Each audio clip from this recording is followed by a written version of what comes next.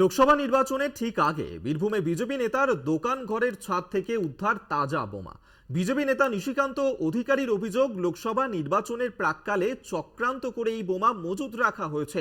ঠিক কি ঘটনা ঘটেছে সেখানে বিস্তারিত জানবো। আমাদের সঙ্গে রয়েছেন টেলিফোনের প্রতিনিধি মনা বীরবংশী। মনা, দেখো অভিক, একেবারেই তাই। তুমি জানো যে আগামী 13ই মে চতুর্থ দফায় লোকসভা নির্বাচন রয়েছে বীরভূমে দুটি লোকসভা কেন্দ্রে।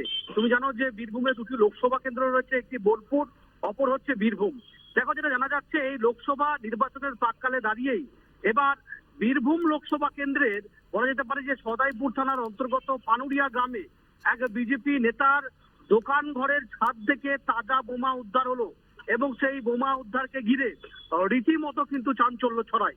দেখো, অবশ্যই অভিযোগ পাল্টা অভিযোগ কিন্তু এই মুহূর্তে দাঁড়িয়ে ছুড়ে দিয়েছে।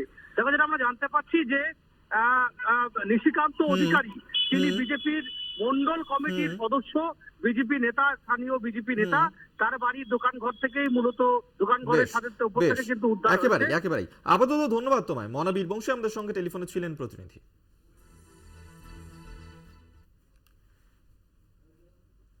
রাজনৈতিক প্রতিহিংসা ছাড়া কিছু নয়, কারণ আমার গ্রামে আমার এমনি কোনো ব্যক্তিগতভাবে শত্রু আছে বলে আমার মনে হয় না। এটা পুরোপুরি রাজনৈতিক চক্রান্ত। আগ্নেয়াস্ত্র পাওয়া গেছে, মানে দেখা গেছে বিজেপি এটা ভোটের আগে একটা চক্রান্ত তৈরি করছে, যে একটা প্যানিক তৈরি করা, যে কিভাবে, কারণ পানুরিয়া ভুরকুন অঞ্চল খুব শান্তিপ্রিয় জায়গা,